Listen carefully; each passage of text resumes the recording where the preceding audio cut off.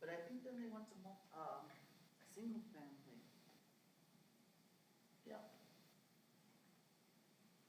Yeah. I don't know where to put this, but maybe let's see it here.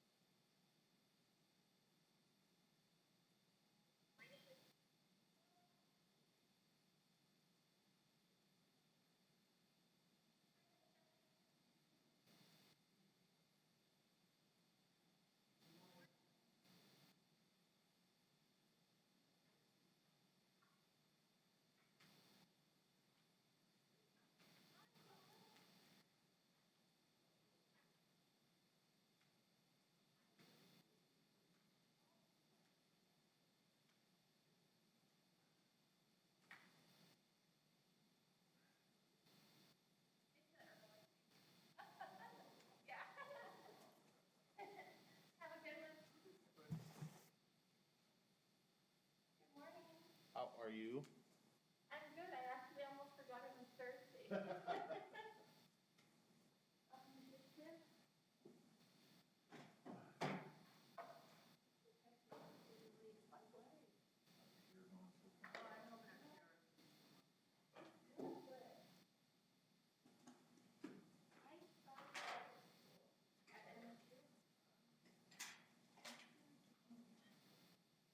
How many times? And I work, oh yeah. And it doesn't help that all three of my, well, my oldest is in college at MSU as well. Oh, really? It's weird to see I have a daughter that old. And my middle one is a freshman in high school, Oh, wow. but she's really into sports. Oh, you're not gonna be time for anything. Yeah, and then my little one is, I'm assuming Zerniak is gonna be chair. I think Mr. Acosta's gonna, Stream. yeah.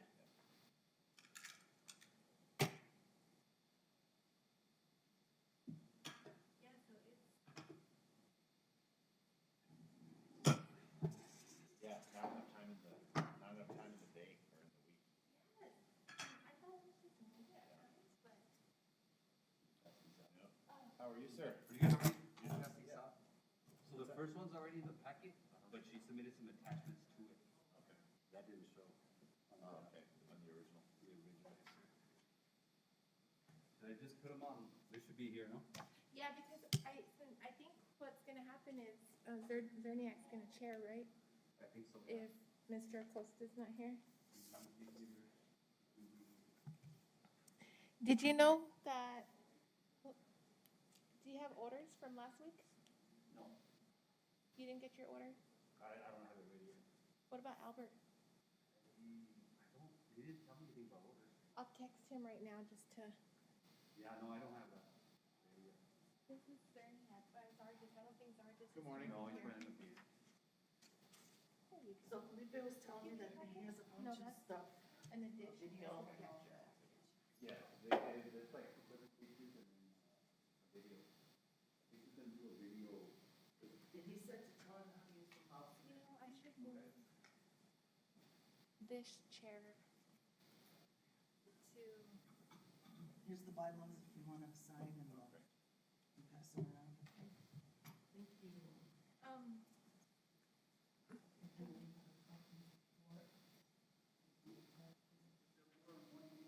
Oh, yeah, so it should be right now.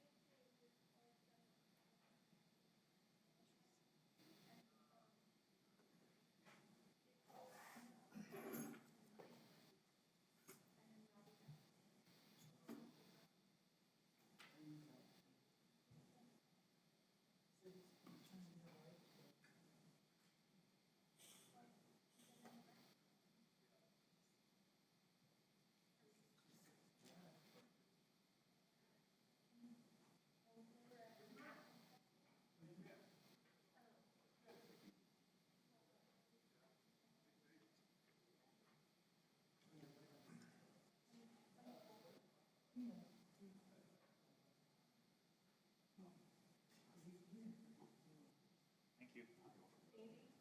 No, because we were working on the orders too. What's up with it? No, I got everything, so when you let the, when the applicants in, let her know. She could, I want to explain to her that she can control stuff. You guys are gonna do your show first, and then when it comes to her, because she has a ton of stuff. She does? It's like 4 or 5 things plus video. So I'm gonna tell her just, here's the thing, run with it. But when she needs to do the video, let me know. Because I had to download it onto the desktop, and it's there ready to go. I just have to switch it. Because videos don't play very well over network. They'll lag, they'll do that. Yeah, so you want it playing locally instead of through the network, so, yeah, Yeah, I'll show her how to use it.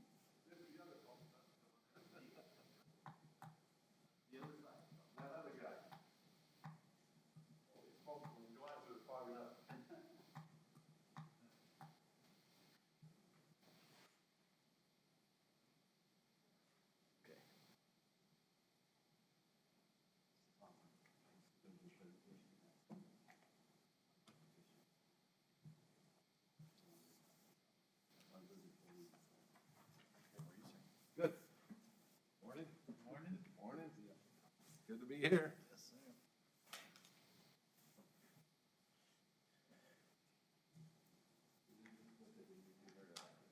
Just the letters and, it has been written into the packet. Oh, okay. I kind of thought, like, hey, Art, Yes, sir.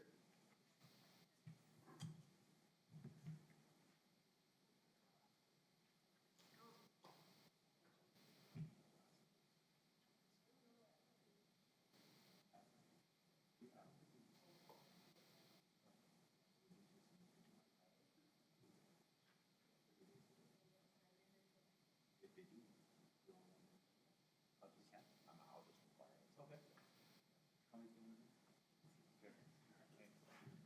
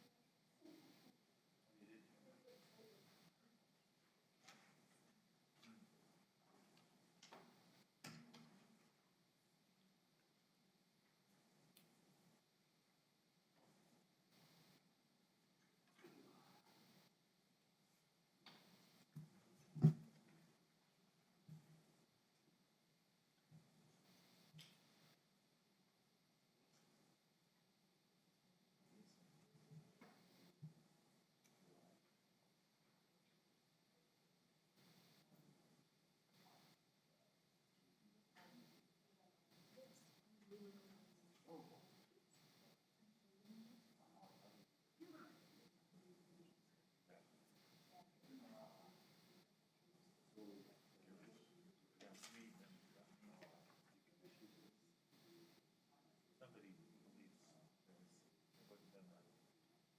And, and if they're getting every case, then that's what shows. When the, But I think the only one I can think of was happening was something all the general program don't animate. That one got healed, and I think so, because, they didn't build it. That's what makes me think. Yeah, you can.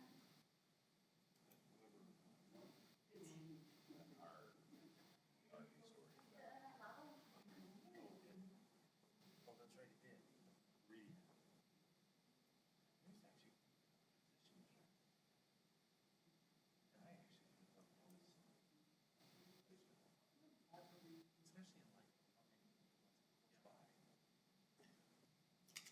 Kind of just.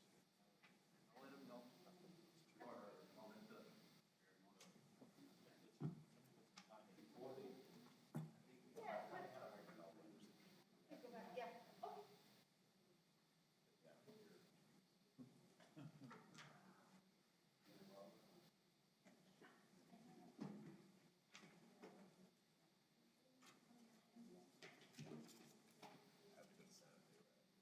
Oh, do you?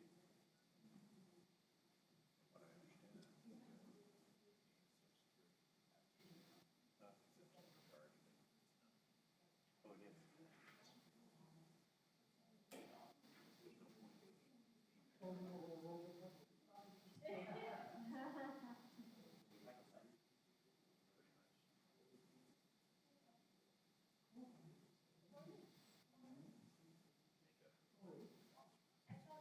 Got it.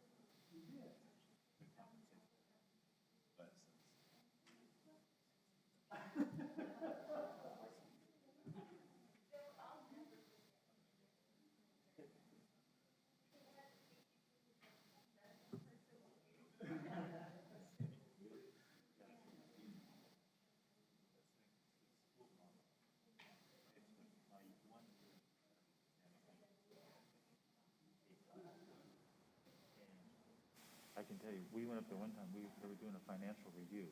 What they do is, Department of Education, there's 89 school districts in the state. They randomly pick 10 a year and pull their books. I was in 30 years. And I'm not exaggerating. A finance guy, he drove it. He drove it to Nike.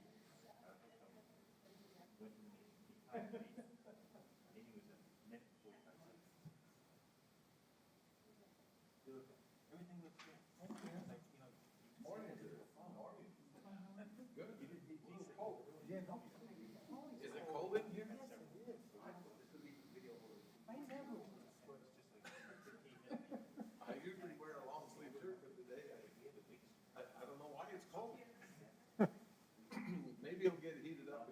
No, I don't think so.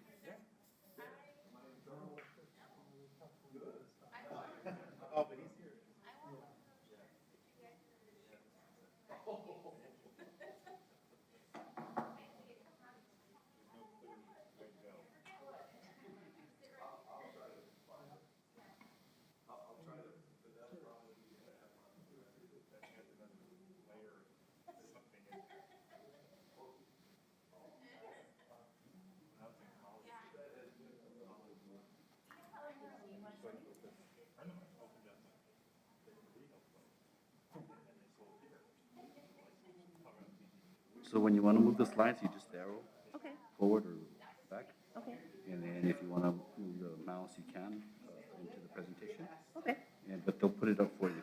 great. So Okay. if you want to change the slides, like I said, just that's all That's you have to do. easy, and there's only three. It's the last one,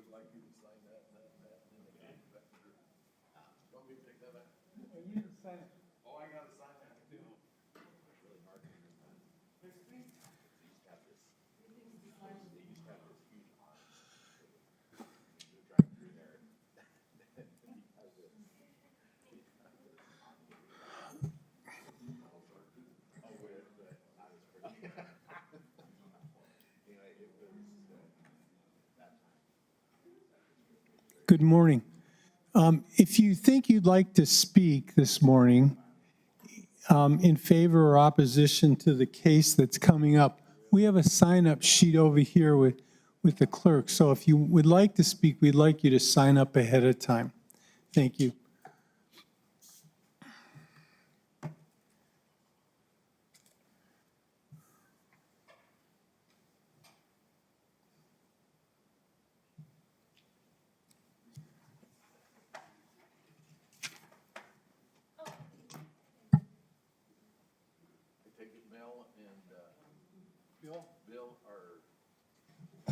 Yes. Bill was on Mr. the. Sargis, can you hear us? Mr. Sargis, can you hear us? You seem to have two sessions open. If you could close one. He's getting the echo. Yeah, see what I can do. Yeah. It'd be better if we call.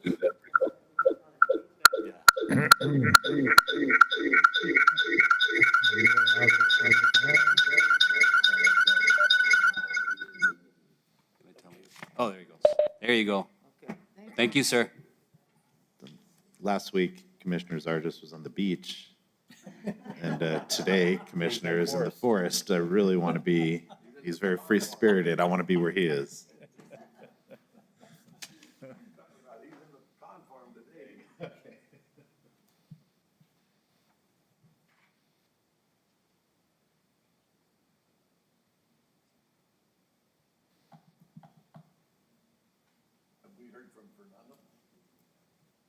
I haven't heard anything.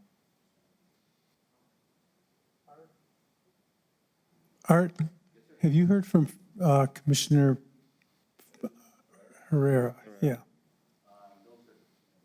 Okay.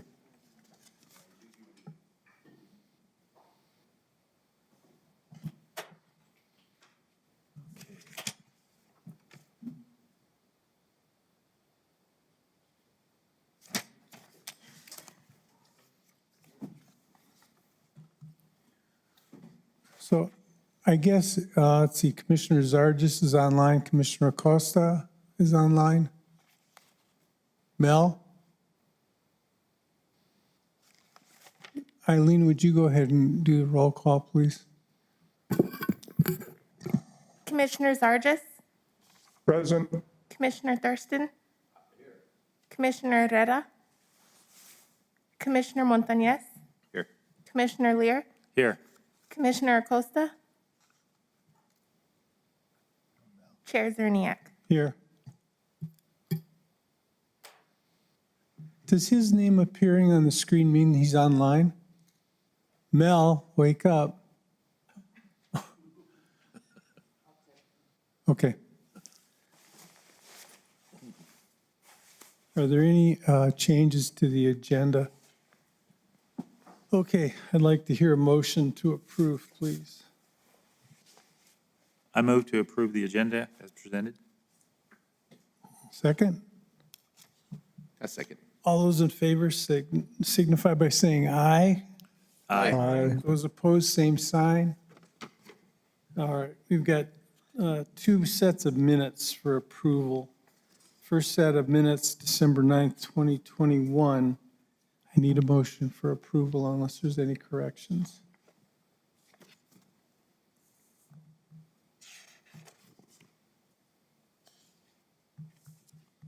I'll move the approval of the minutes for December 9th, sorry.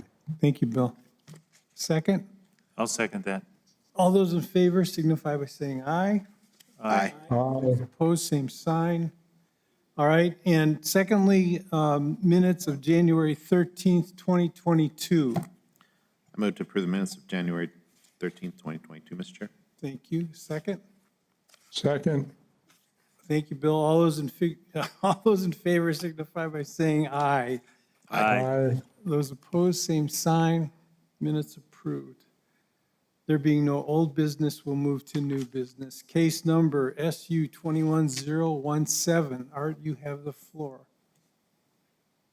Good morning, everyone. What we'll do is Mr. Rubio will make a presentation. We'll hear from the applicant, and then we'll open the floor to comments from the audience. Remember, if you'd like to speak, we'd like you to sign up ahead of time. Eileen over here has a sign-up sheet. Thank you. Art? Good morning, Mr. Chair and Commissioners. Art Rubio, Community Development. Take my mask off. Good morning, Art. Can you please state your address for the record? Sorry, 845 North Motel. Do you affirm that the testimony you're about to give today is the truth and nothing but the truth under penalty of law? I do. Thank you. Thank you. The next item on the agenda is special use permit case number SU 2117. Before I start, though, let me give you a little background on the case because there's quite a few things that happened prior to it. So initially, this application was submitted June 14th of 2021 and was notified, reviewed as an administrative special use permit. And it was approved on July 19, 2021. However, the applicant approached us on September 27, notified us that that was the incorrect lot that they were wanting to do the request for. So then on October 1st, a new SUP request was submitted for the correct property. And on October 21st, we received an opposition letter that triggered the current public hearing here. Okay, I just want to let you know. I've also passed out some letters. The first letter is actually on page 9 of your case analysis. However, the attachments didn't make it into the, for public record. So I went ahead and attached the full copy with the attachments. And then the second one was a letter that was submitted originally for the previous cases back in October. And I made a copy of that email letter as well for you. Having said that, let me start with the presentation. So the owner of the property, as stated, was Eugene and Rosette Samuels, and then the representatives are Ms. Brenda Kohler and Ms. Leila Gomez. The location is at the corner of La Reina and Webb Roads, and the current zoning is D2L Medium Density Residential Limited, and the zone permits a mixture of single-family site-built homes, manufactured homes, duplexes, residences, and related residential support uses. The property size is 4.23 acres in size, and the request is for a special use permit to construct a 5,000 square foot church. Access to the property is, there's actually access off of La Reina and Webb. However, based on engineering comments, we are limiting or recommending that access be limited to Webb Road only. Water and wastewater will be provided by, water will be provided by Moongate, and wastewater will be provided by a wastewater system to be approved by NMED. As far as public comment, we did receive 15 letters in opposition, and then we also received one call in support of the SUP request. So the applicant is proposing a 50-foot wide by 100-foot long, 5,000 square foot metal building for a church with 100 spaces. That's to the left. And then to the right is the location map. Again, it's at the corner of La Reina and Webb Road. To the left is an area land use map with single family to the east, north, and south, and commercial uses, residential and commercial uses to the west. And to the right is a close-up aerial of the existing vacant lot. Before I do that, let me just tell you real quick. So this was the original lot that came in for review in error, but it was supposed to be this one here, just to let you know, okay? So 24 letters of notification were mailed out to the area properties on December 2021, as pursuant to code. And the previous notifications are as follows. So for the administrative SUP, it was received June 14th, 2021. Public notices were mailed out on June 26, 2021, and it was approved July 19, 2021, as initially we did not receive any letters of opposition or phone calls in opposition. Then the applicant submitted the wrong property. So administrative SUP application was submitted on October 1st, 2021. Public notices were sent out October 8th, 2021. And then we did receive a letter in opposition on October 21st, 2021 that triggered the SUP public hearing for today. The notice was posted in Los Cruces Sun News on December 19th, 2021. Signs were posted on the property in a timely manner. The agenda was posted on the website on January 7th, 2021. And again, we did receive 15 email letters in opposition and one phone call in support of the SUP request. This is the 300-foot notification aerial buffer. The numbers coincide with the property owners on the table on page 32 of the case analysis. And on the right side is just pretty much the numbers that match the property owners. These are the signs that were posted on the subject property, at the intersection of Webb Road and La Reina, and then La Reina Road. This is the subject property. Applicant has graded the property without a permit and is currently working with code enforcement to stabilize the soil and dust control as required per code. This is a picture to the south of the subject property, primarily single-family residential use, to like further south of that property, or those properties. This is a picture to the east of the subject property, primarily single-family residential uses. And they're actually adjacent to the previous lot that was submitted. Yes, sir. So is that looking across La Reina? Yes, sir.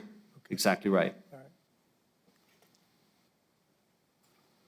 And this is looking north to the subject property, primarily single-family residential use as well. This is looking west. And again, it's a mix of commercial and residential uses. That structure that you see right there, I think it's a contractor's yard that's currently in existence. And then further down on those areas, there are a mix of, again, commercial and residential uses.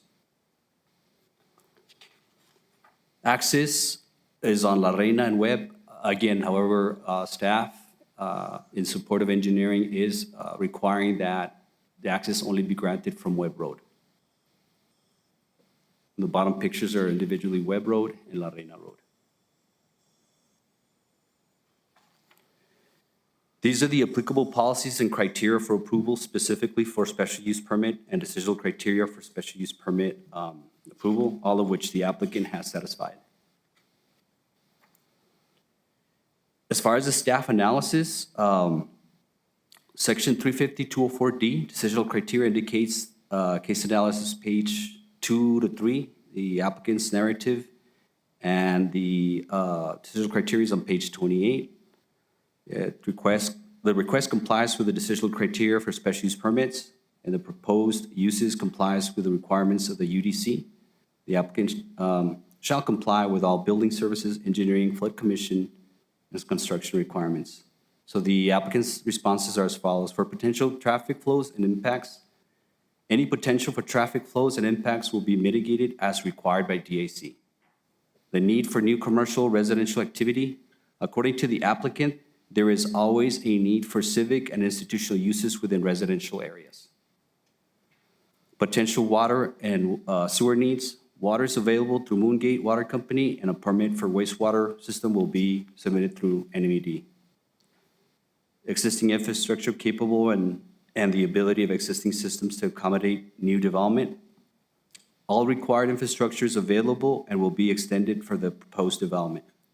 As far as environmental sensitive areas in the vicinity, applicant states there are no areas of historic significance, areas that contain endangered or rare species of animal and plant life. As far as the impact of the proposed SUP and surrounding properties, the applicant states that there have been numerous studies that support positive impacts that churches have in their communities, such as programs for the children and adults, spirituality, helping to connect people to social services and nonprofits, and counseling. As far as implementation of best management practices, Power Praise Fellowship will follow all best management practice as required by Doña Ana County. So the applicant's proposal of 5,000 square foot church does comply with the requirements of the special use permit and the U2L zoning district. If the applicant was to make any changes over 10%, the site plan will be required to go for review by the P&Z. And again, typically when we review the site plan, it's almost more of a concept of what's coming in. When they come in for the full permit, a full detailed site plan will be required. And that site plan should match the concept that was submitted. And again, if it's over 10%, what I mean by changes, it's like an expansion or relocating the structures, adding structures, anything like that would trigger having to come back to the PNC for review and approval of this detailed site plan. So Yes, sir. what about this, the letter that was received indicating that the building was 32% larger than what was on the site plan? Okay, I did receive that. Wait, I'll tell you what. Yes, sir. Let me ask that of the applicant. Yes, sir. Okay, thank you. So staff analysis of section 350-04D decisional criteria indicates that the request complies with the decisional criteria for special use permits, and then the proposed use will comply with the requirements of the UDC. The applicant shall comply with all building services, engineering, and flood commission construction and requirements. As far as the findings, they're on page 5. Just to summarize, PNC has jurisdiction to hear the case. And then based on 350-104 administrative duties, the PNC can hear and make final determinations on SUPs. Public notice requirements have been met pursuant to 350-204C notice. And request meets 350-204D decisional criteria for an SUP. The request is consistent with the D2L zoning district as permitted use with the approval of an SUP. And the use will not be detrimental to the health, safety, and welfare of the surrounding area and will be required to follow building services, engineering, flood commission, fire requirements, as well as all state requirements. And again, on the grading, code enforcement is working with the applicant to rectify that, grading. So our final recommendation also on the case analysis on page 5.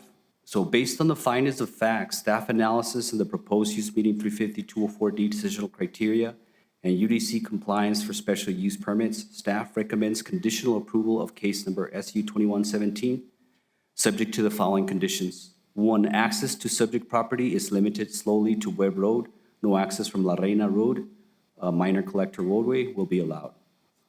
2, the access is to be at least 150 feet away from the intersection of La Reina and Webb Roads. And 3, an STA will be required, and any traffic mitigation or calming will need to be addressed prior to final approval of any building permits.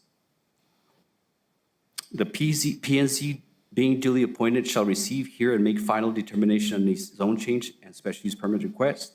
And the decision of the PNC can be appealed by an aggrieved party or person to the BOCC in writing within 30 days of the executed PNC order. So this concludes my presentation unless there's any questions from the commission.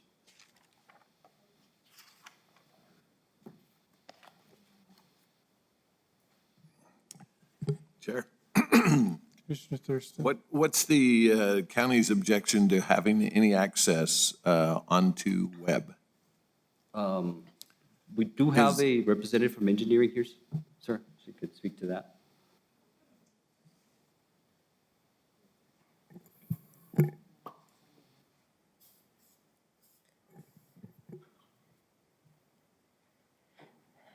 Good morning. Can you please state your name and address for the record? Bernadette Gendon. Bernadette, go ahead and take your mask off, okay? Bernadette Gendon, 845 North Motel. Do you affirm that the testimony you're about to give is the truth and nothing but the truth under penalty of law? I do. Thank you. So La Reina is a minor arterial road, so no, they cannot access off that. Webb Road is a local road, so they can access off of that. Because it's a minor arterial road, we're trying to minimize how many access points come from that road. That's why. And you also have 2 intersections not far from each other, so really we're trying to, it's more of a, it's safety. It's a safety issue. What are the 2 intersections? But you have La Reina Road and Webb Road, and then you have, there's another road not far from it, and I don't remember the name of it. It's an extension of Del Rey. Right.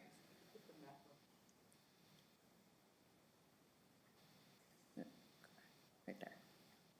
Yeah, it's Del Rey. So we're trying to prevent too many access points off of that road. It's only a 2-lane road. Okay, so help me to understand. The comment was made that you do not want access off of Webb, No access Or- off of La Reina. They can no access off. access off of La Reina. Right, access, Road. they need to access off of Webb, but they have to be 150 feet from the intersection. East of that road. Yes, sir. So Okay. what's the functional class of Webb? Webb is a local. But you would not recommend like a right lane only out of the property, like for an emergency vehicle to come in if Webb was blocked? That's going to actually depend on the STA. We didn't get an STA when this was submitted, so that is one of the requirements we are asking for. Once we get that, once we receive that and review that, then we'll offer further comments. But right now, we're only going off of what we've received, and we haven't received anything yet. So your recommendation is to only have an in and an out off of Webb only? Yes, sir. Okay, thank you. Mr. Chair, Commissioner Acosta? Is that, present, had a little problem connecting, but I'm present. okay. Did you have a question, or did you just want to be recognized as present? Correct. Thank you. Welcome.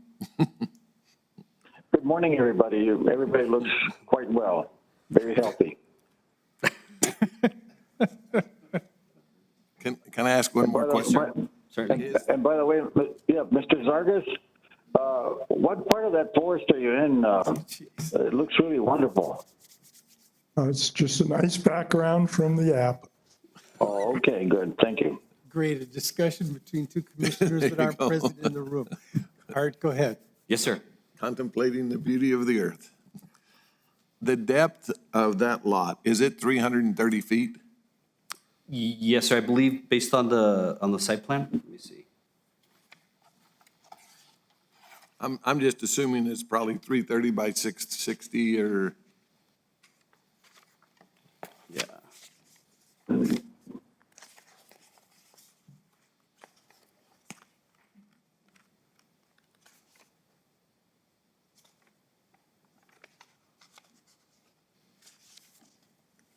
You're saying it's in here somewhere? It's on the site plan, yes, sir, but it's kind of hard for me to see on the, let me put it up. On page 6? Yes, sir. Yeah, it should be right on these boxes. They kind of laid it out. See, you're seeing how wide it is and how deep it is. I don't see the, Yeah, it's kind of hard to see. I on don't the- see the numbers on there. But they're proposing to have a road go on to La Arena. Right, initially they did, sir, but when we got the comments from engineering, we're saying that it would be prohibited off of La Reina. Right. But my question, as far as for fire, are they going to allow only one entrance in and one entrance out? It's a good question. That was the question.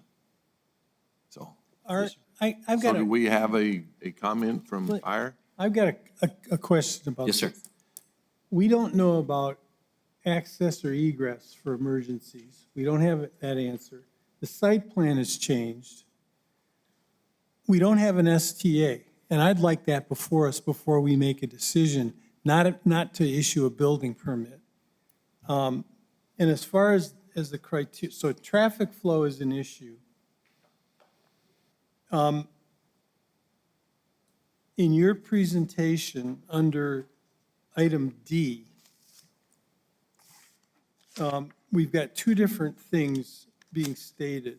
Number one, on our printed copy, it says, all required infrastructure is available and will be extended for the proposed development. But that's not what it said on your presentation here. It said the applicant stated that. So we've got a discrepancy there. And on F,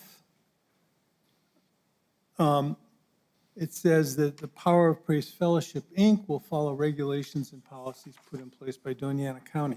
It seems that they've already violated policies put in Yes, sir. place by the county. Right, they wanted to get a start on doing it, and they did that. Yes, sir. I would suggest that this application is not ready to be decided on. So I'd like to know if the applicant would like to wait until we have a full packet before we proceed with this and take the time of all the people that have come. Yes, sir.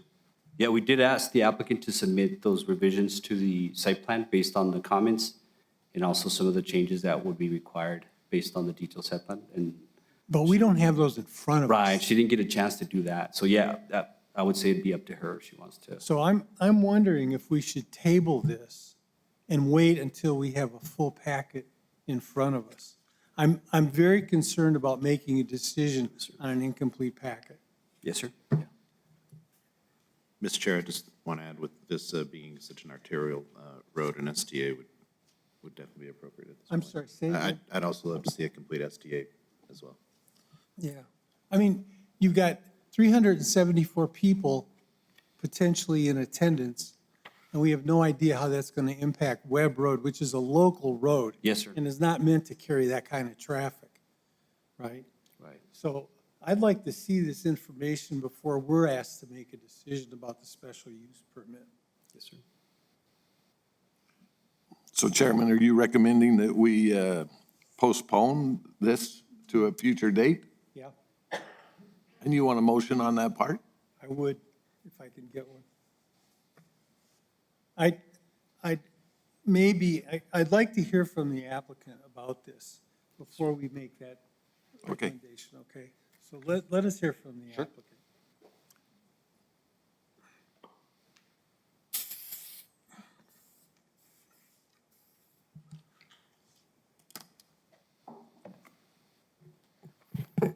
Good morning. Please state your name and address for the record.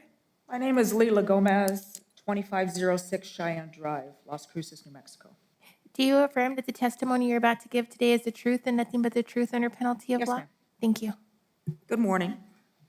Leila, is it? Yes, sir. Do you represent Ms. Kohler in this? So let me try to bring some light on this situation. Dr. Eugene Samuels and Rosette Samuels are the owners of this property. And so they have sold us the property, and the property is in escrow with Mountain States Estates, Mountain States Escrow.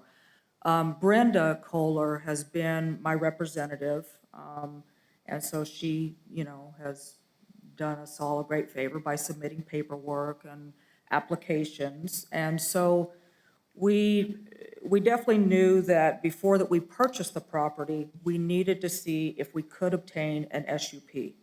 So as Mr. Rubio explained, we obtained the SUP, went ahead and purchased the property, and then when we applied for the address for Moongate Water is when it was discovered that the wrong lot had been attached to the original SUP. So it definitely threw a wrench in things. We were here at the county, and, you know, the county here did print off that original description of the property. You know, we are not surveyors, we just regular people, and so we attached it. It wasn't done to break the law or to be dismissive or to be sloppy about it. We thought we had everything in order. And so when we tried to obtain the address, and we did, we do have an address now, that's when it was discovered that it was the wrong description. So we had to go back. All the original signs were posted on the correct property, even though that on paper, it was the wrong description. But all of the signs were posted on the correct piece of property that we're talking about today. So we are looking at posting up, not one phone call in opposition, received the SUP. It was really a technical issue. We went back, reposted the same signs, again, paid another fee. So instead of paying $600, we've paid $1,200 for this SUP. And as a result, we have had opposition. And I feel like it looks so muddy right now. It looks like we have been sloppy. It looks like we have been slothful. I do definitely own the fact that we graded. We've had the privilege of putting up 3 other buildings, 2 in Deming, New Mexico, 1 in the state of Arkansas. And I guess just because back in the day, none of that was required. We didn't think twice about it. We were not trying to break laws. We graded the property. It helps the people to gain a vision. And even on the, what you're bringing up about that the building has changed. I didn't even pay attention to the measures of those buildings. That was put on Facebook. Facebook, I know a lot of people get their information from Facebook, and that's fact and that's law, but we know that that's not true. Anybody can post anything on Facebook. We posted a layout so that people would see more or less how the church was going to be laid out. I don't know if you have a picture of that. We just wanted to show our congregation and our contributors how the stage would be, how the seats would be, how the classrooms would be. We were just trying to provide a visual aspect so that people would understand what our hopes and our dreams and our vision are to be able to meet the needs of our community. So it was no more than that, no more than that. Also, when you look at the site plan and location map, we did include a drainage. We are in the process of receiving a preliminary drain plan. Yes, that right there. I didn't even pay attention to any of it. I know that we were located prior on 320 West University, and we were operating there. I went before Messia, and so they gave us a special use permit. And we also had access to one road, that was Stanford. We could not use University. Never had an issue with traffic flow. We operate on Sunday mornings for approximately an hour and a half. That's the primary use of the building. So we're not talking about 300 or 350 people gathering every single day. We're talking about a Sunday morning. And then, yes, there could be events throughout the week that might be 10, 15 people, 20, 25, 30, but not, the way that it's being presented or imagined here. So all I can do is stand here and tell you I apologize for my ignorance. I am a licensed certified teacher. I work for Las Cruces Public Schools. I am a licensed minister, but I am not a licensed surveyor or contractor. So I apologize for our ignorance, and that's all that I can present here today. We are working to rectify these things. Well, my question is this. Yes, I sir. don't, from my reading of this packet and from Art's presentation, I don't think we have a complete packet. And I think it's unfair to you and unfair to the public for us to make a decision on an incomplete packet. So I would rather have a complete set of information from county engineering, to have an STA, to have one set of plans, and even from staff to have one set of information. We actually have a slightly different set of information between what's in the printed packet and what he presented. So we can't rectify all this, and we're being asked to make a decision. And sir, I So do understand that, but my the other proposal, question I have is, do you own the property? yes, You said it was in escrow. yes. Does that And mean- again, I'm not a lawyer, so I do have the packet here. Yeah, Mr. Chair, in most cases, especially with a seller finance, she did mention Mountain States. So yes, she is still she is listed as an owner of the property. Okay. Yes, and I do have the special warranty deed right here. I guess what I would propose, what I would like to see done, is that because that we had the special use permit back in July, I would propose that we would receive that today. And of course, any building permits would be dependent upon all of these other further informations, being presented to you. I feel like this is a special situation. We have continued to make payments on property that, we don't know, do we go forward, do we not? If we have purchased this property ignorantly after having in our hand the special use permit, just to have it taken away because of a technicality, it's on our part, yes, it is very frustrating because we do want to continue to proceed forward. This will continue to cause delays, what to do with this property, because that So- was the proposal for it. Are you saying the county gave you a special use permit? Yes, sir. Art, can you address that for me? The county issued a special use permit? Initially, yes, sir, for the adjacent property, which the applicant stated was the incorrect property. It went through administrative review. We didn't receive any opposition to it on that at the time. So was your analysis identical to this, that what we have? We continue to send distributions to the departments for the different case. In other words, when it became a public hearing, we did a distribution again for new comments. So we did distribute every time for comments. So it's a brand new case. Would you like to see this document? Yeah, Yeah, the original was SU 21009. Let me see it. Please. Thank you.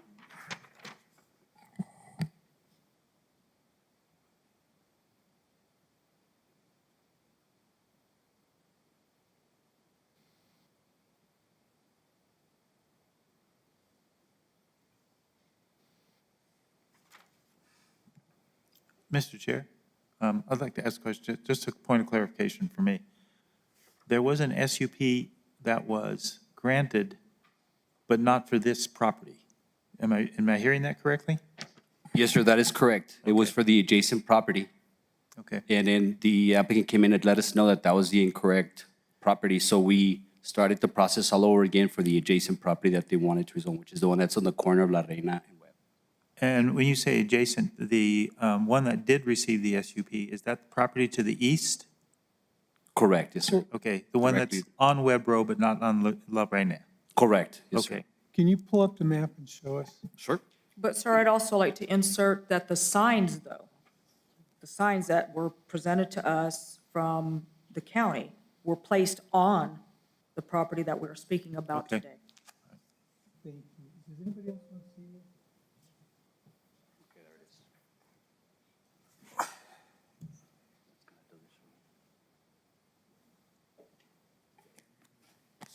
So yes, sir, that's the one that's adjacent to the residential area. You could see the residential structures on the northeast side. That's the lot. So who made the mistake? I went exactly by what was submitted on the application, which was that lot. The property identification number was that lot. And So we posted it as such. who submitted the property ID number? The applicant did. It's on the application. But sir, just to let you know, we had come down here for assistance, and that property was printed off. We were planning on showing which plot that it was. But one of the employees here printed off the wrong piece of property because their computer didn't refresh, or that was what we heard. Just to let you know, this was the description of it, and then this is the purchase, and we did not purchase the property until August 26th. So by the time we purchased on August 26th, we already had the special use permit. So when did you grade the property? Let me look at my notes. I have that for you.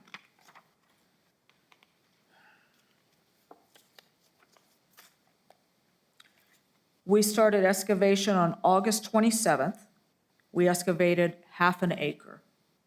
That was just so that we could gather out there to pray on the property and to be able to show our congregants the boundaries of the property. The excavation was completed October 2nd. So that's a total of 14 weeks from the time that we applied for the SUP. And that was after this was issued. Yes, it was after that was issued. That's what I'm saying. I mean, I know that the grading, that's my ignorance. I don't even put that on my congregation. That's my ignorance. But we did have the SUP in hand. And we had applied on September 2nd for the water application from Moongate because we knew that the ground would need to be watered.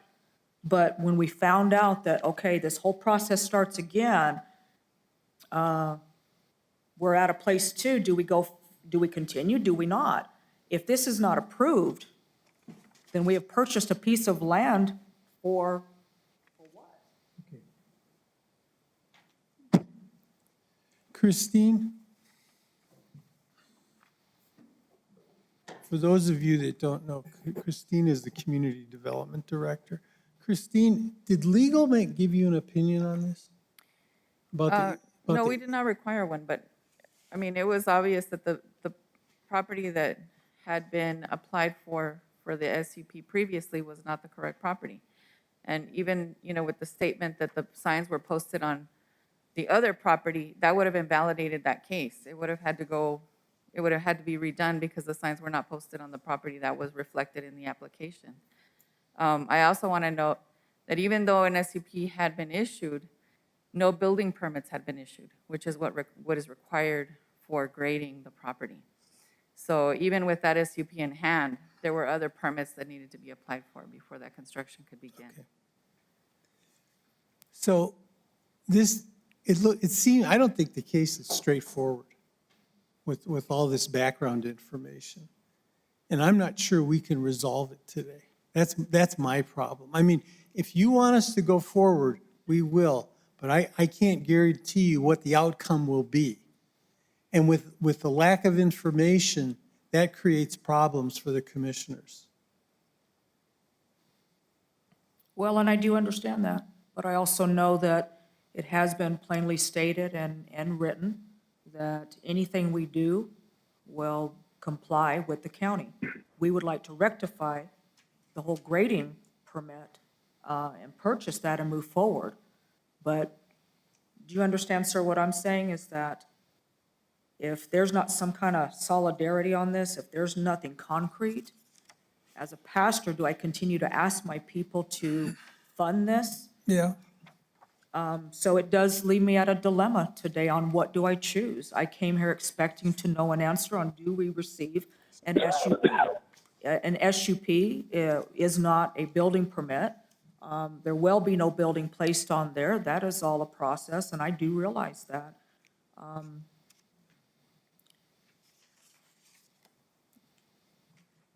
So, I mean, we can proceed if you wish. I mean, that the decision's really yours. I'm not speaking for the commission. I'm speaking for myself. I think that the application is problematic the way it is. And there's some side issues with the special use permit being issued, even if it was for the wrong property, because I want to make sure that the analysis was different than what they've presented to us, and that's not clear either. So if they analyze the property adjacent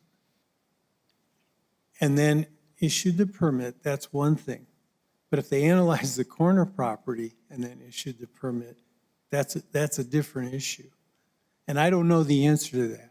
Well, I know that if the issue is traffic, that if the other property had been analyzed, which it wasn't, but if that property had been, that would still only leave an ingress and egress off of Webb Road. You know, that I am aware of. We were under the assumption, when you look at the intersection there, because it is an odd shape, we have 4 acres to that property. And I am interested in getting a traffic analysis to find out why could we not create an entrance or an exit at the furthest point north along Lorena. But, you know, like I said, sir, I mean, I'm standing here and, you know, having had this in my hand to move forward and, you know, I'm standing here and I'm hoping for an SUP today, you know, in good faith, knowing that we will comply with all of the codes. We never meant to break codes. And I know that I'm sounding repetitive, but it's because I am asking you to reconsider if this possibly could go forward today, knowing that I would have to come back with building permits that would have to be approved. Okay. All right. So in relation to the proposal today, do you have any information that we should know about this corner property that we don't know already?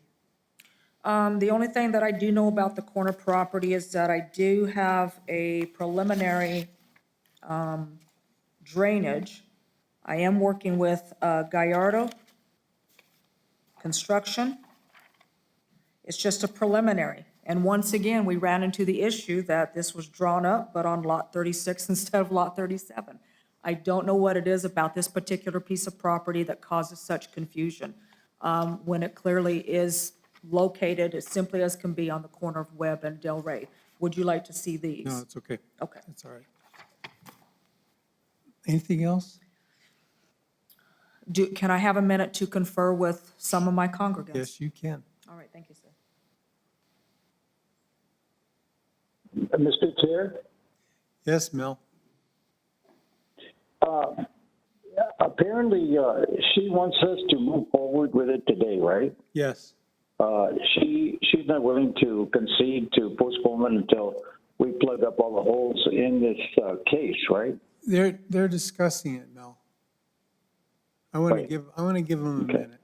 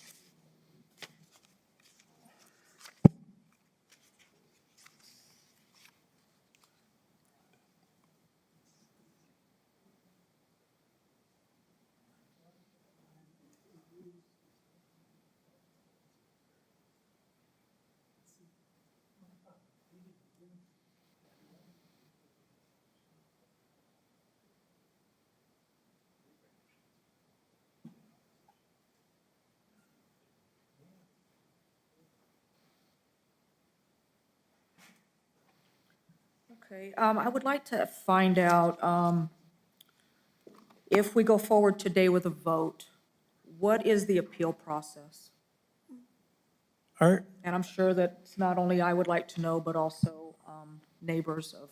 I'm going to let staff address that for you. Yes, ma'am. So The appeal process is that you have 30 days from PNC action to submit an application and a fee of $200. And then we prepare it to go to BOCC within 60 days after receiving that. Okay.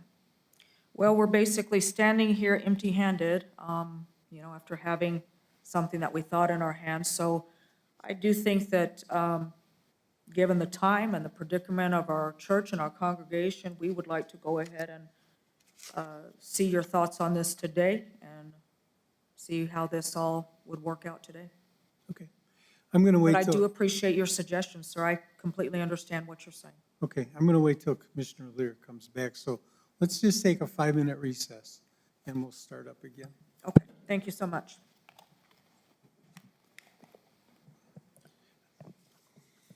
Hey, Art.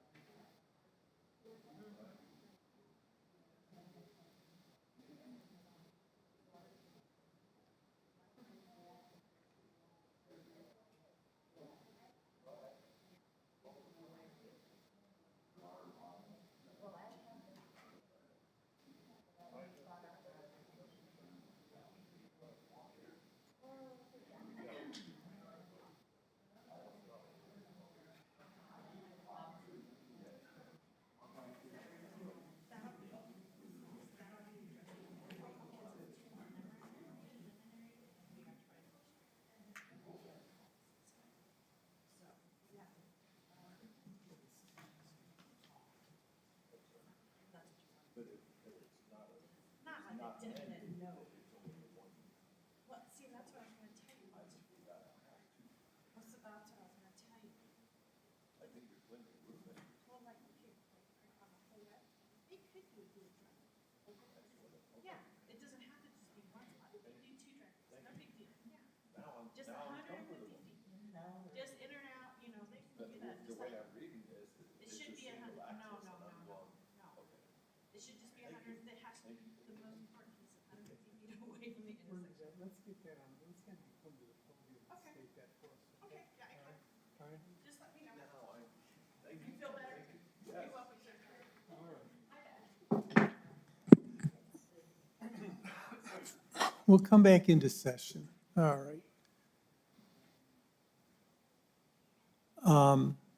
Yeah, we're going to ask Bernadette from engineering to clear up an issue for us.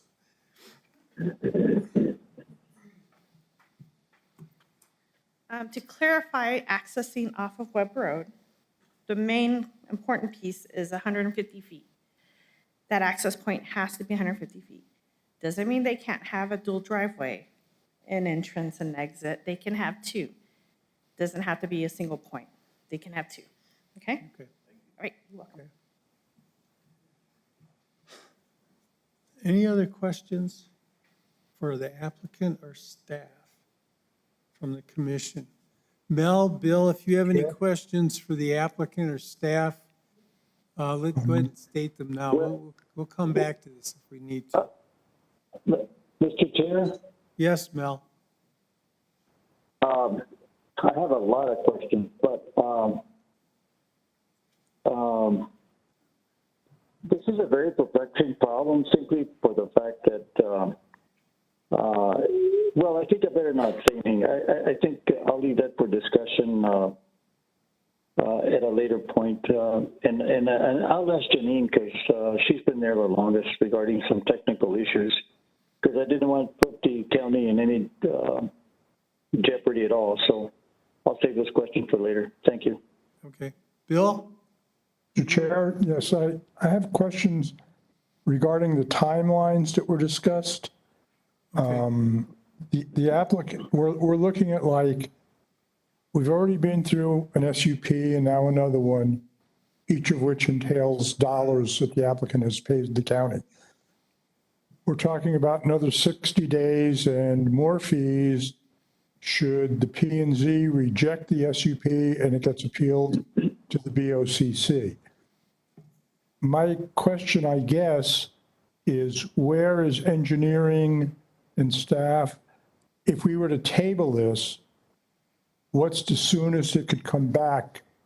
Would it be quicker than rejecting this and going through the whole appeal process? Or could it be done on a more expedited manner? Thank you.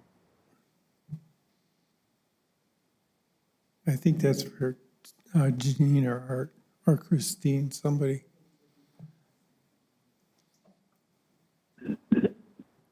If you were to postpone it today to the next P&Z meeting, it could come back as soon as then if the applicant has the items ready.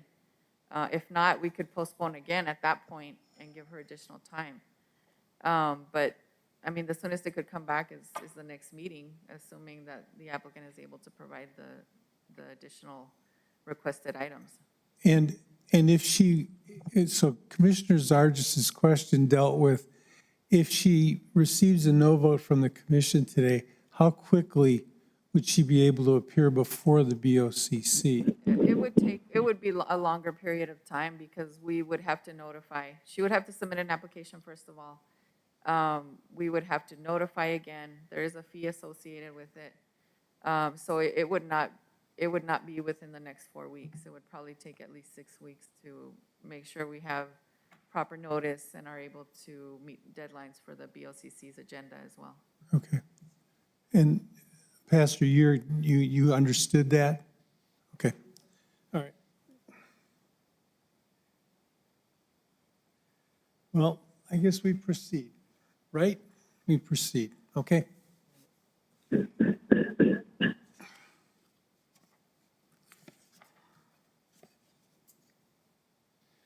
So Art, you want to come up to the podium? Mr. Chair, Yes, Mel? does the applicant understand the time involved? I mean, is she privy to all that information regarding, 'cause she has a real sense of urgency, and I understand her position very well. And if we say we voted no, the time there for appeal process and all of this situation, it would take her longer. I mean, to expedite it would be for her to understand that if we postpone it to a specific date and time, and she could address all the issues that are at hand, I think there would be a faster way of getting her her case heard before us again. But I could be wrong. I hope that she understands that. Yeah, she said she did, Mel. Okay. Sure.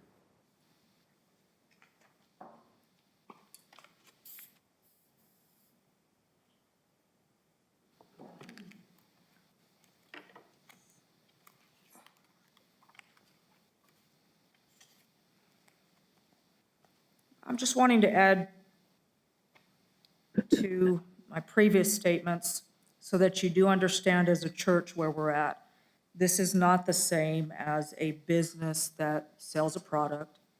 We rely solely on contributions, people that give out of their heart.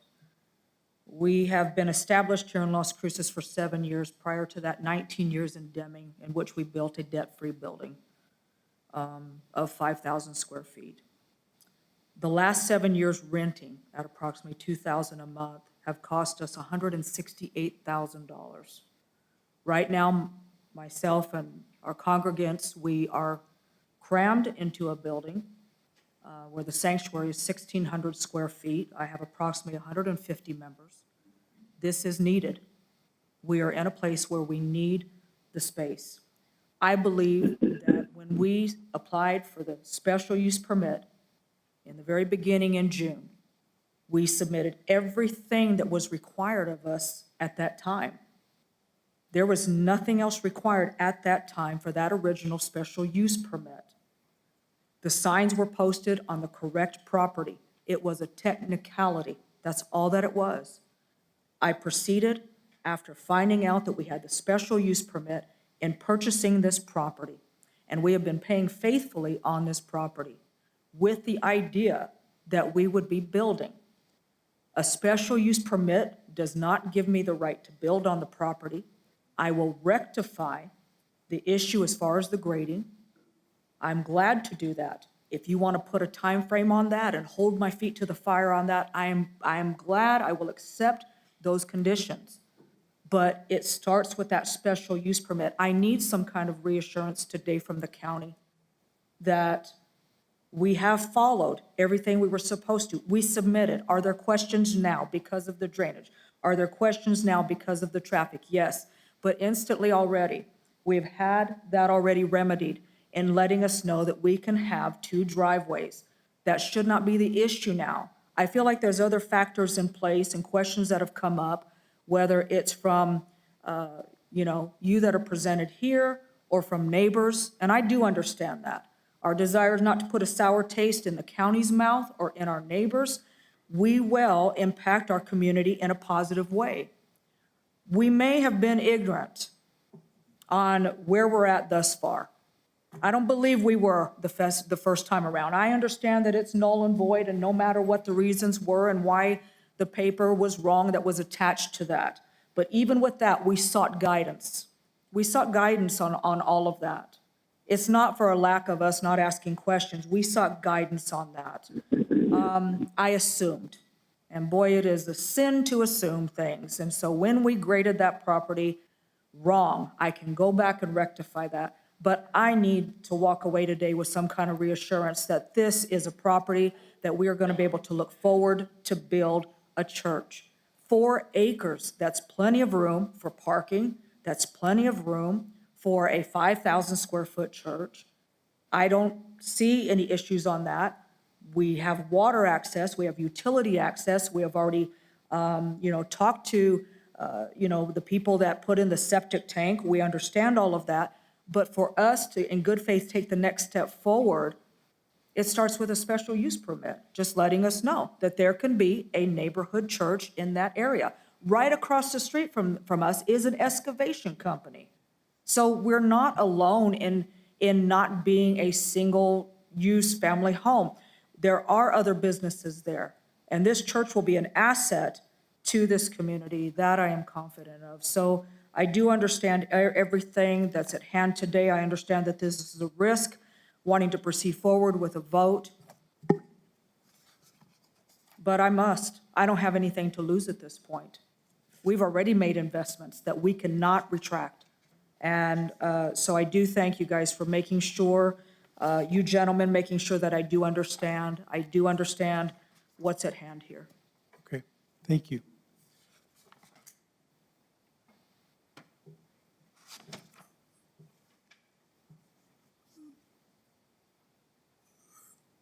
So Art, do we have a zoning map of the area?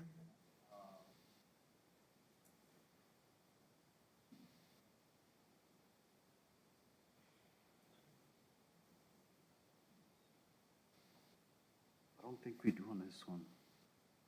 Let me see. No, sir.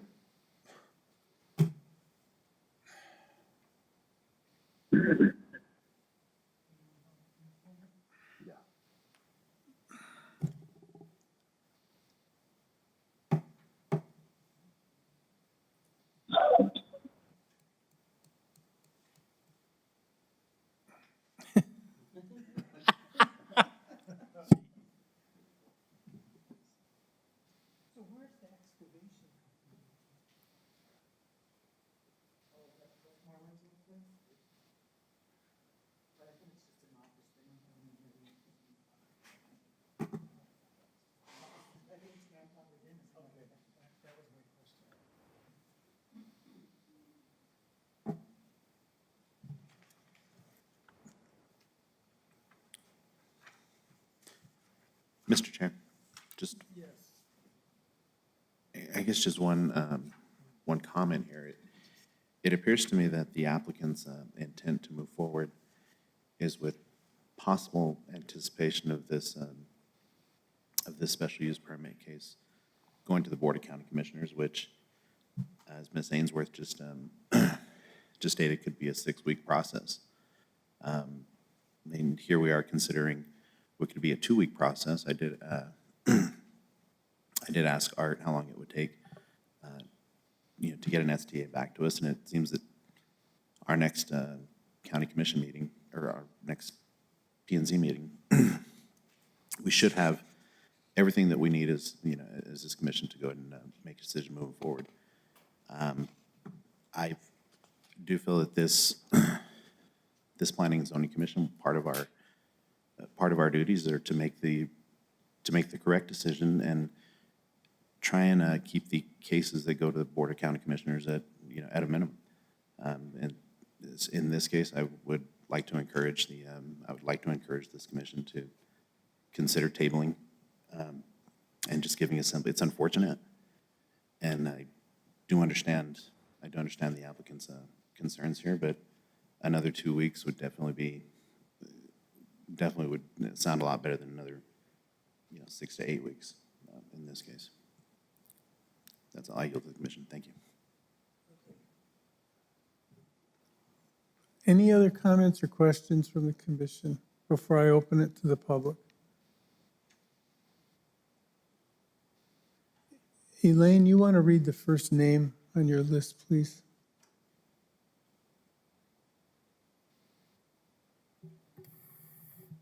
The first name is Wayne, and I apologize, I can't read the last name. Is Wayne here? Wayne, come on up.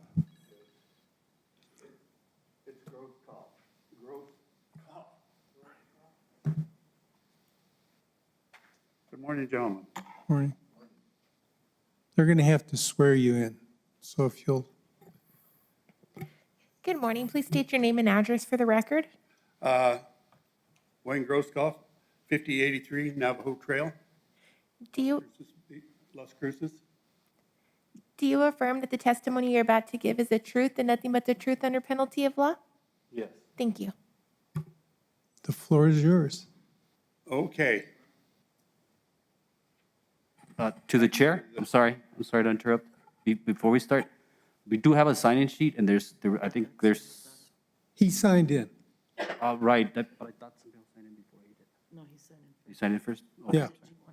Did you want to hear the presentation from the applicant, though, first? I thought that's what the pastor did. Okay. I don't know if she had a detailed site plan or more information to share. I was told by IT that she had a presentation prepared.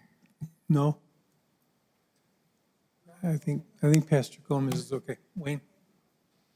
Yes, sir. We good to go? Yes, sir. Okay. I see a lot of problems with this proposal. First of all, I don't think the people did their due diligence. When you purchase property out there, if you purchase it through a realtor, they explain to you that there are covenants on that property. I don't know what your rezoning map says there, but the covenants for that property out there state that that property, if it's up there, the lot that it was misinformed and the one they cleared and the one on the other side of the road, those are all classified as commercial real estate. Okay. They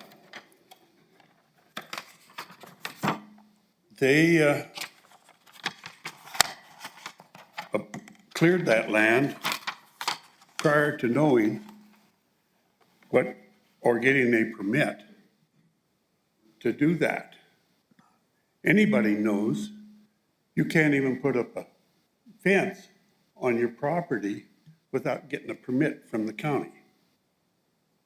They went ahead and cleared 4.5 acres, creating a dust storm for the people to the east and the whole development there. Nothing that they've said here today convinces me that they will adhere to any more regulations. They went in, we're going to do this, and this is what's going to be done. I oppose a metal church or metal building, barn-type building on that property. The covenants on that property out there state that anything built will be in a Southwest style, stucco, frame and stucco, to accommodate that. There is property to the east of it that is not in the Southwest style. That has been grandfathered in. However, the properties to the east of those, probably I think starting from Apache Trail east, are all Southwest style. The ones that are half-acre lots.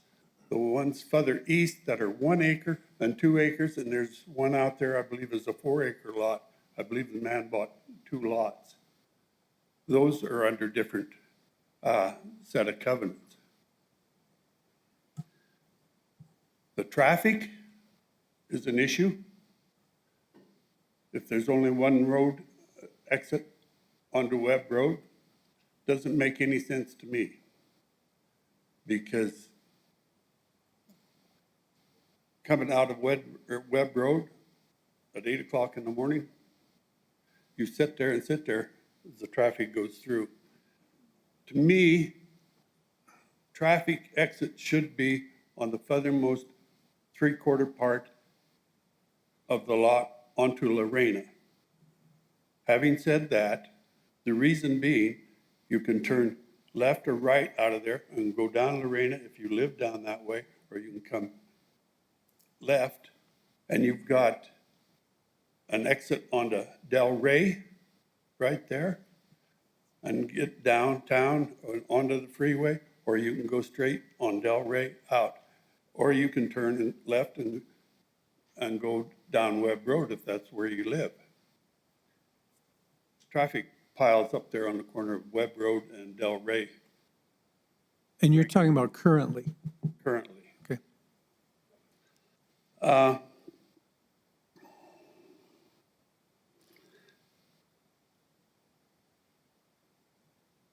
It takes, according to what I've been able to find in the covenants of that, in order to change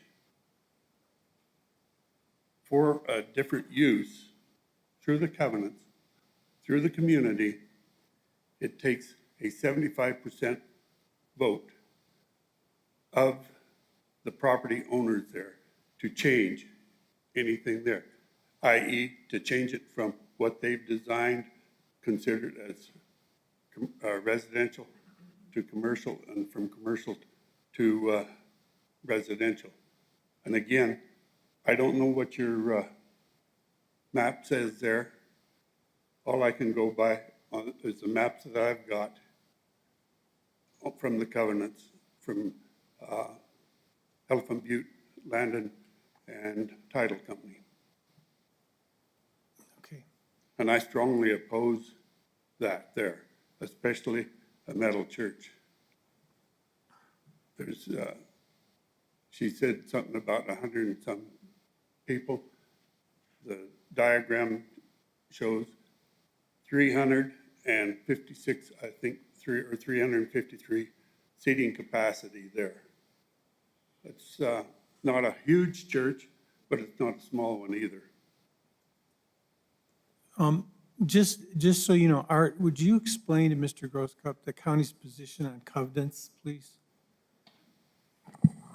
Yes, sir. So the county, since they're not a party to those covenants, they cannot enforce them.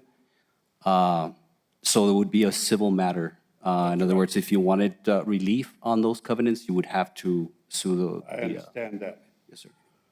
I'm well aware of that. Okay. The county has no enforcement on the covenants. It's up to the residents of the development. If they oppose it, then they launch a lawsuit. And this has been, my old neighbor, he was a great one. You probably know John Peters. He was a great one for bringing up lawsuits if something wasn't done right. Unfortunately, he's not with us anymore. But that's my position. I regret that they went ahead and did what they did prior to that. One other thing I will say, I was in the sign business for 15 years. I put up, I don't know how many rezoning signs.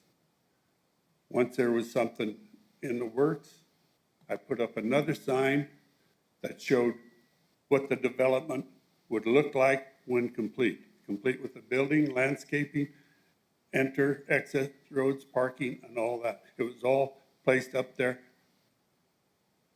in color prior to any development started. It's unfortunate that they didn't realize that they needed permits to do that and needed to do due diligence to get people informed of what was happening there. Okay. Thank you. Thank you. Eileen, did anybody have any questions? Be okay? Eileen, who's next? Patricia Cutler.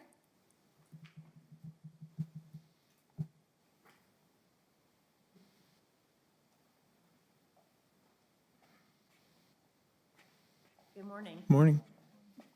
They're going to swear you in. Please state your name and address for the record. Patricia Cutler, 2311 Webb Road, Las Cruces 88012. Do you affirm that the testimony you're about to give today is the truth and nothing but the truth under penalty of law? I do. Thank you. I wonder if I could ask a couple of questions just to clarify what's before the counselors at this time. So it's my understanding that the 6,600 square foot floor plan posted on their website is not what is being proposed, and that the 5,000 square foot church is what is being proposed, correct? We'll let them respond, okay? Okay. Respond now or later? No, look, go ahead with your questions. Okay. Another question I have has to do with the signs that have been posted, and actually the materials that have been provided to the commission and to the public stating that the original SUP 009 is being withdrawn. It doesn't seem from the discussion that we had this morning that it's actually been withdrawn, and I'm confused about that, and I'm confused actually about who owns either parcel. Does Power of Praise Fellowship own both parcels, or just the 017 parcel, which is lot 37? Okay. So I have those questions, and then I also have a 3-minute presentation. Should I go ahead with that? Okay. Can the presentation be queued up? There we go.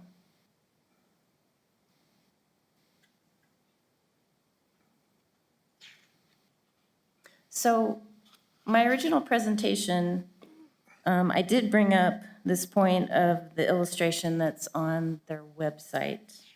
Let me start at the beginning. My name is Trish Gutler. I've lived in our neighborhood since 2003. I chose to live there due to the quiet, dark skies and amazing wildlife. I do oppose this project, but should the permit be approved, I've requested specific permit conditions in my written comments. There are significant discrepancies between the application and building plans posted on the Facebook page and the actual application for a 5,000 square foot church for 300 people. So I would just like clarification on which is the actual plan at this point. And if the 6,600 square foot plan is what they want to pursue, that is 32% larger than the footprint, the 5,000 square foot footprint. I also wanted to request that the applicant be required to apply for any required sign permits. This is the sign that was erected in August of 2021, and it's been up and down on the property since that time. It was erected when the property was graded. The staff analysis in your packet on page 11 stated that the project supports usable civic spaces. However, in the county code, a church is described as a religious institution. Civic spaces are described as parks, greens, playgrounds, plazas, squares, fields, and community gardens. The proposed church is on private property and will not be available and open to just anyone in the neighborhood. The only guaranteed use is for the congregation and the landowner, which apparently are one and the same. It is not a civic space. Despite overwhelming opposition to the project, your staff stated that the church will provide religious and support services that are needed in the community. This assertion is highly speculative and I believe false. Our neighborhood has an eclectic mix of residents with a variety of religious beliefs, and some are non-religious. To imply that one institution will provide needed services in any significant way is absurd to me. Las Cruces is truly a car-dependent city. Residents of our neighborhood have no expectation and have never expressed a need for a nearby religious institution. This table shows the driving time in minutes to places of worship in the area. There are 9 within a 10-minute drive, 30 within a 15-minute drive, and 40 within a 20-minute drive. This does not support the assertion that we are in need of a church within our own neighborhood when we can already quickly drive to the denomination of our choice. I disagree with the staff finding that the proposed church use will not be detrimental or affect the health, safety, and welfare of the surrounding area. Many residents described health issues from dust and traffic safety concerns within their comments, and these issues have not been resolved. I agree with the staff recommendation that traffic mitigation or calming needs to be addressed prior to the final approval of building permits, and hopefully addressed prior to approval of an SUP. And thank you for hearing my comments. That's all I have. Thank you, and I'll have the applicant come up and respond to your questions. Okay.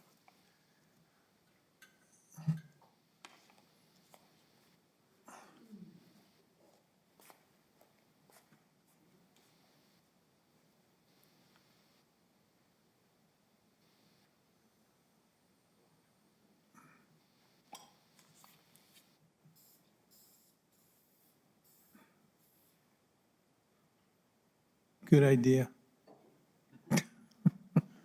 So we have three questions. Is the proposed church 6,600 square feet or 5,000 square feet?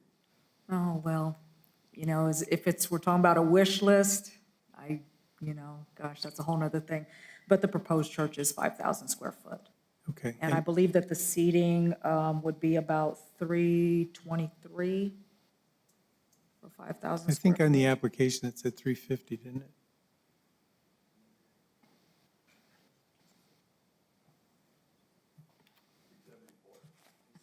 $374. For 370. 5,000 or the 370. 6,600?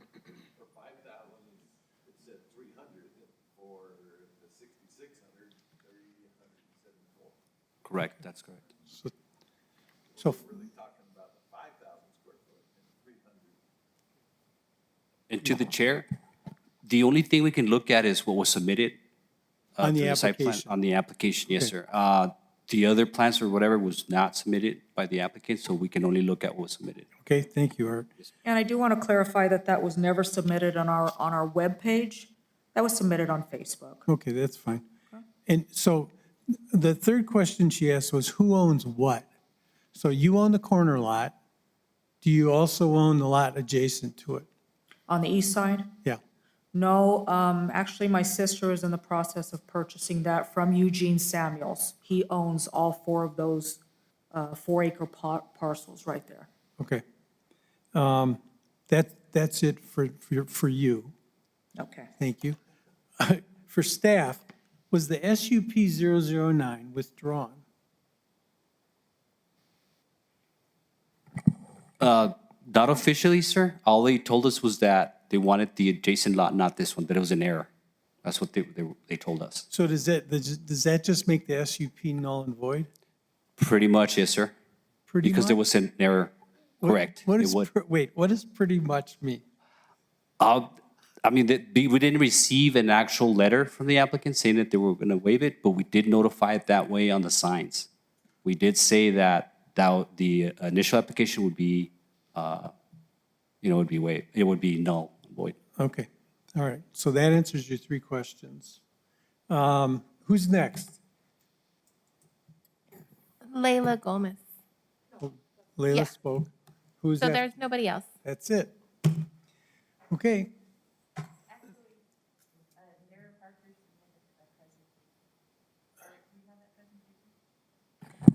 Yes, sir, we did have a person that was in opposition, the lady that submitted that report to you that had attachments. She wanted to provide you with a video presentation on opposition. Is she here?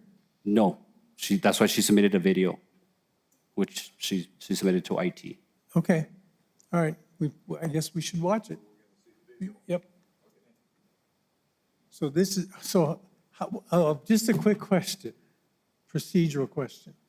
She's not present, so you can't swear her in. What do we do about that?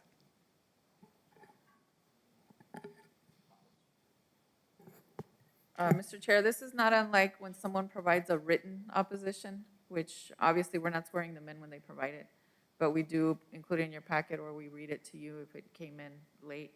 So I would consider this similarly. She's providing her statement via video.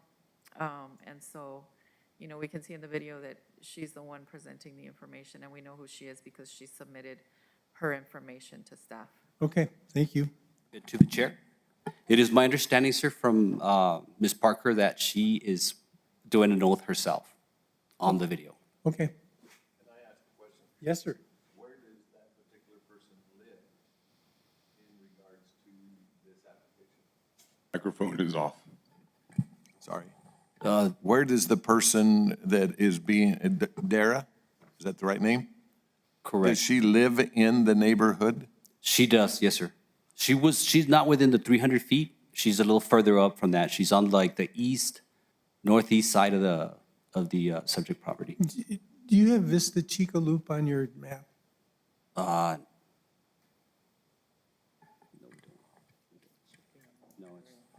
it's past the 300 square foot buffer. I don't believe so.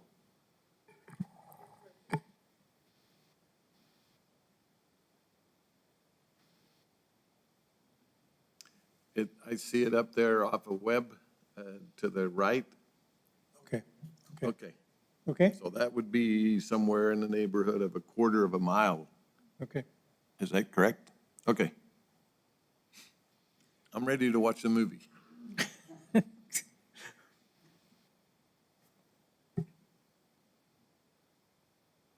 Good morning. My name is Dara Parker. I live at 5074 Vista Chico Loop and affirm that the testimony I'm about to give is the truth and nothing but the truth under penalty of law. My concerns relate to 5 SUP criteria.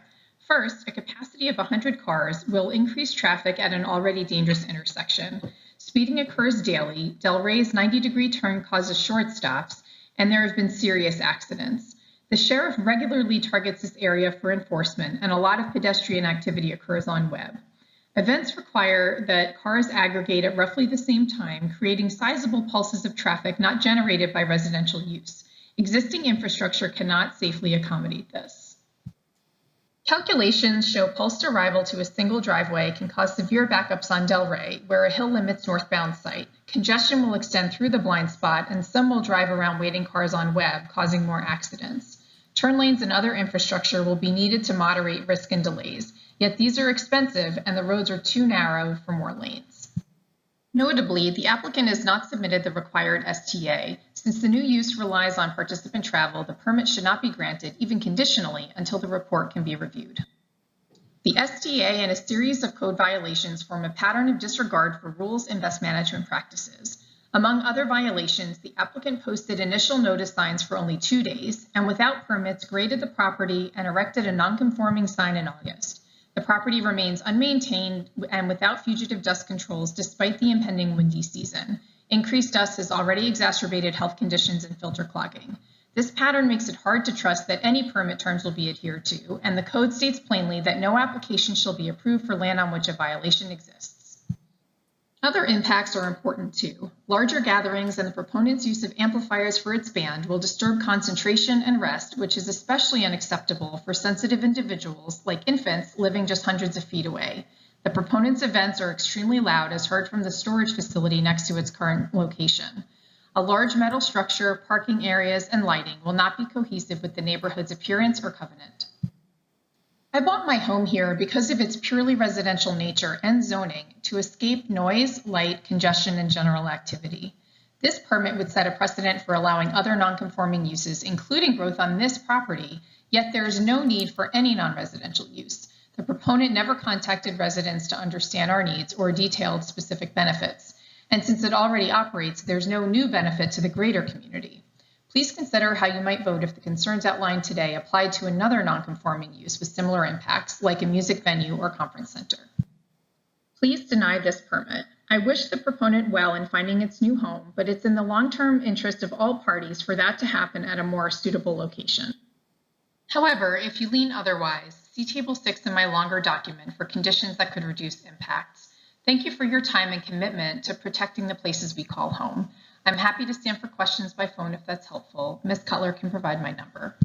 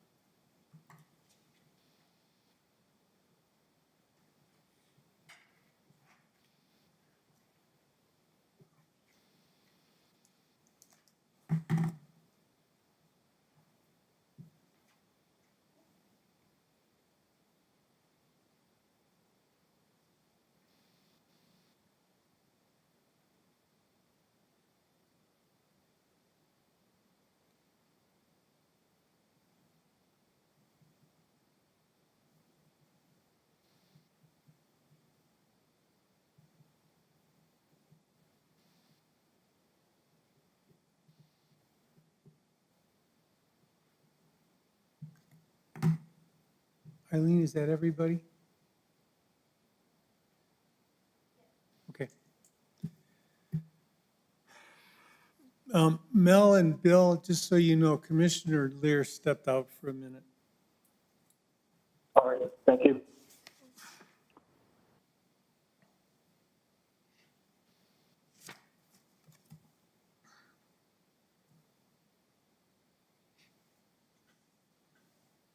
So Pastor Gomez, can I ask you a quick question? Can you come up to the podium, please?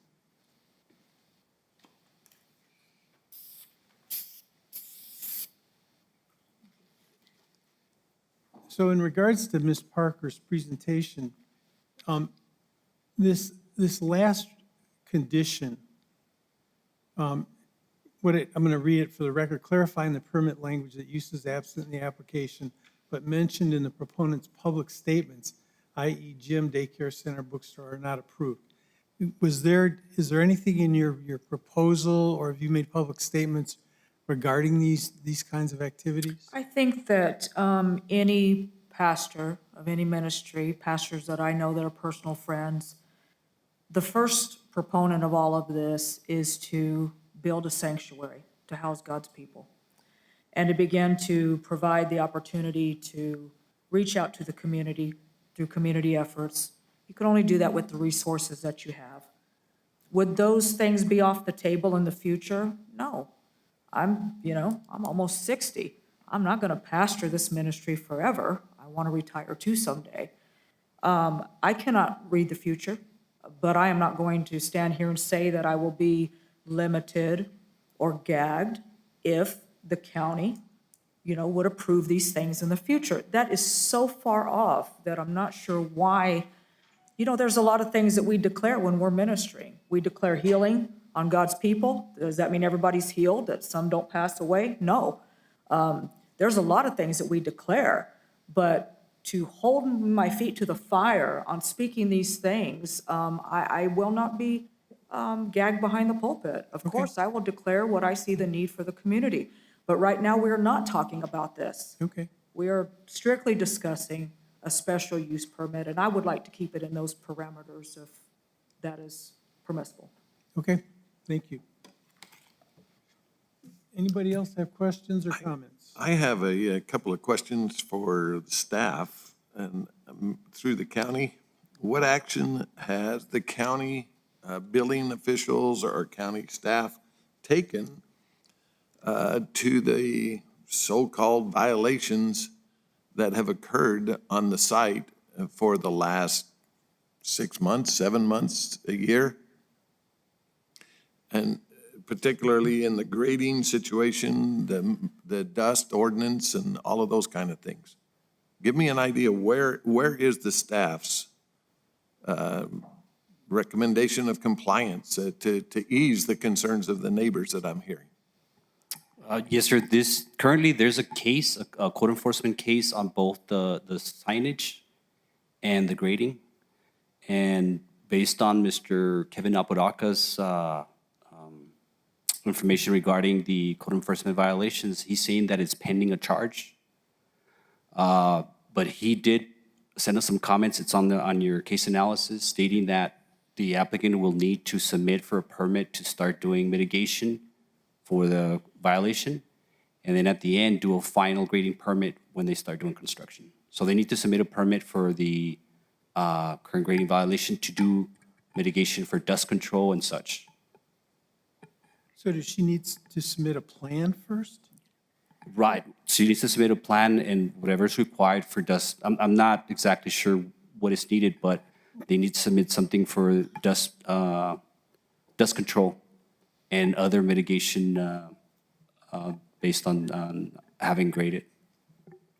Mr. Chair, if I may add to that also, because the church use has not been approved, she is not able to submit for a building permit at this point. She can submit some documentation regarding the grading, but she actually cannot obtain a building permit at this point. So part of her compliance depends on whether or not this is approved. If it's not approved, then she will not be able to submit for a building permit, although she may still be able to install some mitigation measures for the dust control. I'm a little concerned. So if we deny, then the surrounding residents have to live with the dust because it's not permitted, or we don't have the authority then to ask that that be brought back to a stabilized condition? Well, what I'm trying to explain is that our course of action through enforcement will be different depending on the outcome of this case. Where if the case is approved, she won't be able to apply for a permit and she'll proceed with remedying the situation by developing the site. That would put her in compliance. If this case is denied, then we would have to take different actions to have her mitigate the dust control and potentially restore the property somehow, but she would not be able to develop it for that particular use. So the enforcement actions would be different. But she would have to control the dust, Yes, either way, yes. Okay. okay? And then I would like to bring it to the attention of the commissioners and also the staff that two people presenting today have mentioned the importance of what I call minimizing lighting in the area. Just on record, because we now have asked for lighting to be established in all new subdivisions. Just for the record. Interesting. Minimizing lighting. And yet we passed an ordinance that said we want lighting in all. Well, I think So, Ms. Parker's recommendation was that the lighting be directed down. That was her. minimize lighting, Yeah, I think is the word. Yes. Just for the record. okay.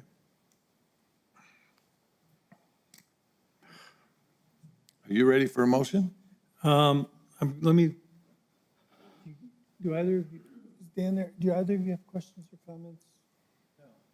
Mel, Bill, do you have any questions or comments? Mr. Chair, no, I don't have any questions or comments.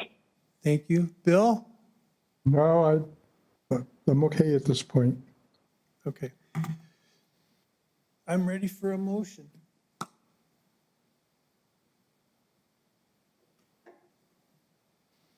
If there's no further discussion. I haven't closed the floor. Go ahead. I'll give you a couple minutes. Thank you. By her own admission, she says to build this, they rely on donations. They've cleared 4¼ acres open land. Does that mean this is going to take years to stabilize, or are they going to have the finances available to complete whatever if this should be approved, do they have the finances available to complete the building and the stabilization of the dirt in a timely manner? 3 to 4 months. You know, this is a concern. We're going into February and March and April with high winds and heavy dirt. The people east of them are going to be covered with dirt. Okay. And again, I would ask the county and the commissioner to deny this until such time she reapplies and has all her ducks in order before any decision is made on this. Okay. Thank you very much. Thank you. Okay, I'm going to close it to public comment. Nope, I can't take it if you're not on the list. Okay. So understand, if there's no motion, it'll die for lack of a motion. If there's no second, it'll die for lack of a second. I've never had that happen before, and I hope it doesn't happen this morning. So we're ready for a motion. Mr. Chair, Yes, Commissioner Zargis. I'll make a motion to table special use permit request SU 21-005 in order to provide, in order for the applicant and staff to complete the packet with full, accurate information. And I would make that motion to table until the next Planning and Zoning Commission meeting. Thank you. Mr. Chair, I second. You're seconding? Okay. So, Mr. Chair, that would, our next meeting is scheduled for February 10th. okay, February 10th. Okay, so Commissioner Montañez has seconded the motion made by Commissioner Zargis. I'm sorry, Mr. Chair, the case number that was stated in the motion is the incorrect case number, if we could just correct that. It should be SU 21-017. It should be SU 21017. I'm sorry. Okay. I Thank just you. looked at the wrong thing in my notes. Okay. Thank you, Christine. All right, is there any further discussion? Mr. Chair? Yes, Commissioner? In the event that the plaintiff cannot complete all that is required of her, can we offer a continuance for another specific date and time? I think that's between staff and the applicant.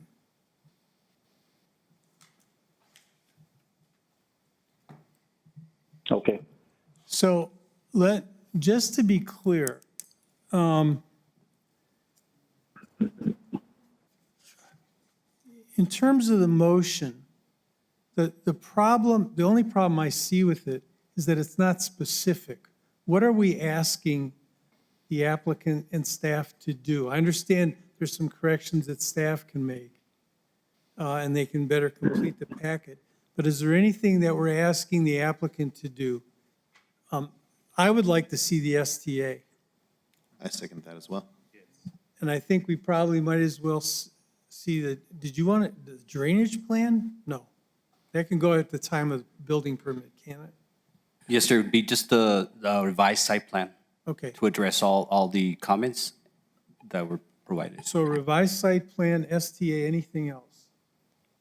Let's be specific, so, Well, something in my mind is the stabilization of the current site in the condition in which they have left it. I don't think we can postpone it and let it go on without some stabilization of the existing dirt scenario today. It needs to be done in some form or fashion now, because I don't see that being taken care of in just letting it move forward or pushing it back 30 days. so Christine, help me with this. The only thing we can ask for is a fugitive dust plan, right? We can't make any, I mean, they're out of compliance, so that's a problem. Codes enforcement can do something about that. But as a commission, we can't direct her to stabilize the property. I mean, no, Certainly not under- the county's already pursuing enforcement Okay. regarding that. So, okay, all right, so the two things we're looking for are the STA, which should include current traffic on those roads.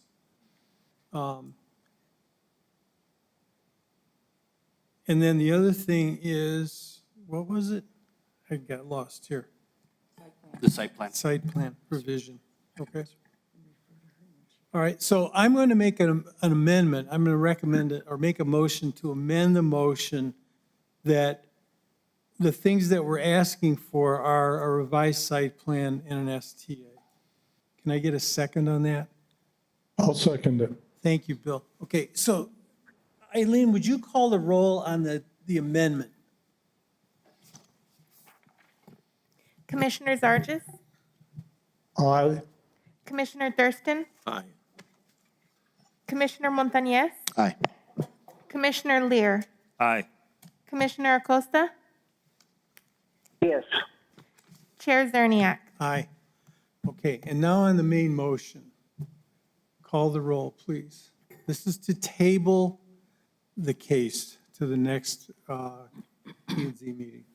Excuse me, Mr. Chair? Yes. We should probably confer with the applicant so she can let us know when she could have the documentation to staff, because we will need some time to review it. And the next meeting is within 2 weeks, so we would need everything by next Friday at the very latest. So if she can't do it, can she ask you for an extension? She can, but then we would have to re-advertise. Okay. So we're tabling today for a date certain, so we don't have to re-advertise. Should we make it for what? How, Probably the second meeting in February would be more realistic. But I'm not sure if the applicant has started the STA or where they are with that.